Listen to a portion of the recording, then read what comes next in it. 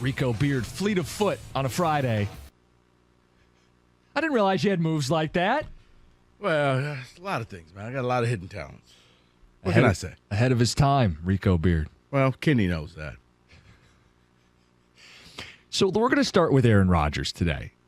And I think we're waiting, all of us, for his decision. He has emerged from the darkness. His darkness retreat is all up, and he's back out among us. Maybe he has power. And he's got a decision here, right? It's kind of his call because of the way he put Green Bay over a barrel with his contract, whether he wants to stay in Green Bay or he wants to force himself out to a different team. But, Rico, the more I think about this as we wait the decision, I know what I want him to do. I want him to stay in Green Bay. I'm not afraid of Aaron Rodgers. And this is a crazy sentiment if you would have hit the rewind a year ago. The guy's coming off back-to-back MVP seasons. He has been the boogeyman. He has created so many nightmares, both at Ford Field and Lambeau. This is like the villain of Detroit sports as the Lions. Some years, they'd get themselves up off the ground, dust themselves off, and then they just get decapitated and knocked all the way back down the stairs. The idea that you don't want this guy out of the division, but you welcome him, it's a new development.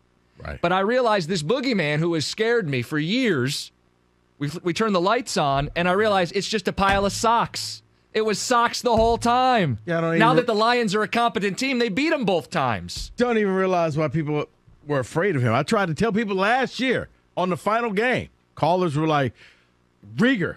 Oh, but it's Aaron Rodgers. Well, that's Rieger. You know Rieger. No, Rieger had his own following.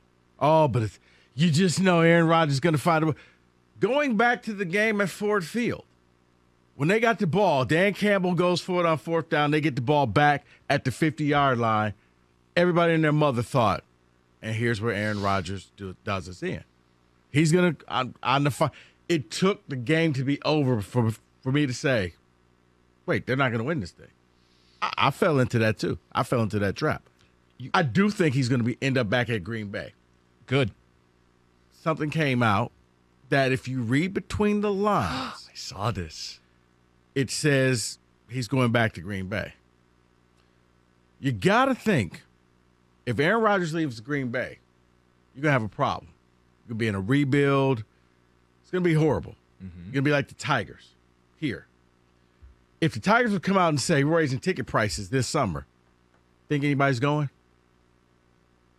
Let me help you with that. They're not. If Aaron Rodgers to leave Green Bay, you think anybody's going? Nope. Let's check those Packer seats. Guess what Green Bay just did 2 days ago? They announced they're raising ticket prices. Raising ticket prices means somebody somewhere in Green Bay knows something. You don't raise ticket prices if you're about to lose. Yeah. Jordan Love ain't moving the needle. Aaron Rodgers is coming back. Aaron Rodgers goes back to Green Bay. Now, here's where I think a lot of Lions fans feel a little fat and sassy. You beat them twice. They're done. They're never coming back. Wrong. If he goes back, I got to think it's going to be under the umbrella. We're going to fix this. This is broken. We have a strained relationship. What do we do to make this better? Who do you need here? Now, it's going to require Rodgers to probably come off of some of that money. Mm-hmm. But I think Rodgers is seeing what a lot of good quarterbacks. Brady was the latest example. Take less money, get more players, win more titles. Make all the money, have fewer players, and you're stuck in a dark hole for 4 days. I do think if he comes back, it's going to be different than what people think it's going to be. See, I don't care. I'm not afraid. Go ahead, restructure the deal. I got Kirby Joseph. That's the guy that's creating the nightmares in this scenario now. Aaron Rodgers throws him a pick every time they play. You do. In Aaron Rodgers, it was 2 moments last year. First game against the Lions, he's got the ball at Ford Field, chance to game-winning drive and do it all over again, and he couldn't. Mm-hmm. Lambeau Field, his home, the place where dreams go to die. Mm-hmm. He's got the ball. Doesn't lead the game-winning drive. Not once, but twice. I'm sorry. If the Lions are as good as we think they are, they should not be afraid of Aaron Rodgers. Let's just say What was yesterday's third option for the Lions? You tell me. At 18, it was Bijan, it was Anthony Richardson, and T. Higgins. Who's to say T. Higgins doesn't go to Green Bay? They flipped their teens pick, right? Because they're picking in the teens, right? Middle of the first. Christian Watson was progressing as a year. Now, a lot of last year, it was Aaron Rodgers' fault. Mm-hmm. He pretty much opted out of working with all the new young guys. As the season progressed, they started to get some chemistry. He comes back. Green Bay goes all in, and they go out and get him a receiver. Does it change the way Lions fans feel? I think you now have a three-headed monster. I think Chicago's the only one on the outs. I think Minnesota is going to fall back, but I don't think they're going to fall back the way the Lions fans think. I think the Lions can keep up what they're doing, and I think if Green Bay adds a receiver and gets Rodgers what he's wanted, maybe, I don't know, heck, maybe they go get Devontae back. Stop it. Thank you, David. No. Who's throwing him the ball in doesn't matter. In Vegas? His contract is there. He's staying in Vegas. T. Higgins is out there. That would be an attainable piece for them if they reworked Rodgers' deal and wanted to fix everything and go for it. I guess the difference is when the Lions weren't very good, it would terrify me.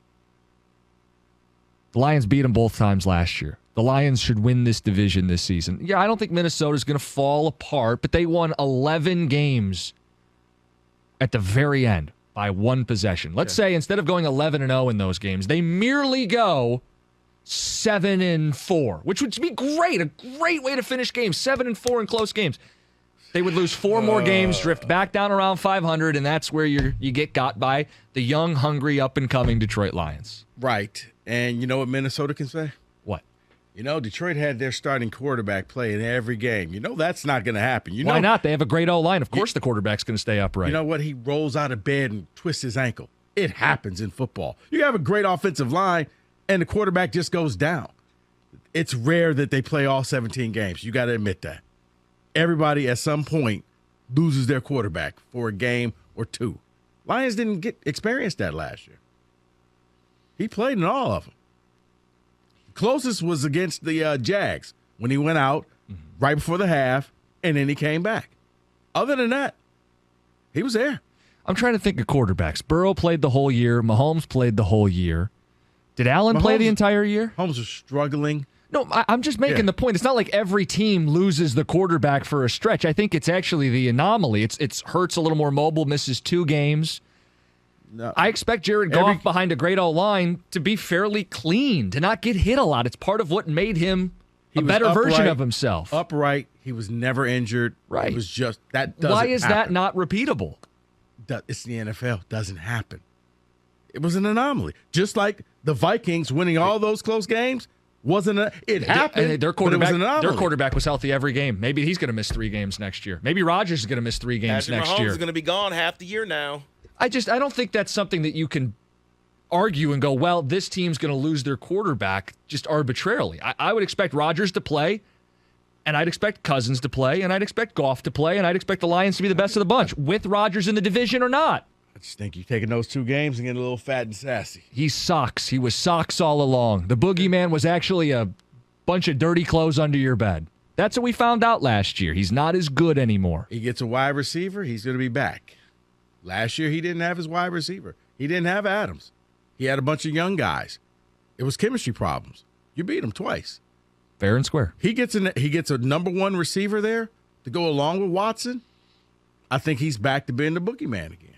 248-539-9797. You've got Detective Rico on the case. He points out season tickets are going up in Green Bay. Rodgers' decision is expected soon. If he comes back in this division, you as a Lions fan, are you concerned? Are you afraid? Are you worried? Or was it socks all along? 248-539-9797. It's like your kid. He's like afraid of what's in the closet or under the bed. It's like, dude, it's the hamper that spilled over. It's okay.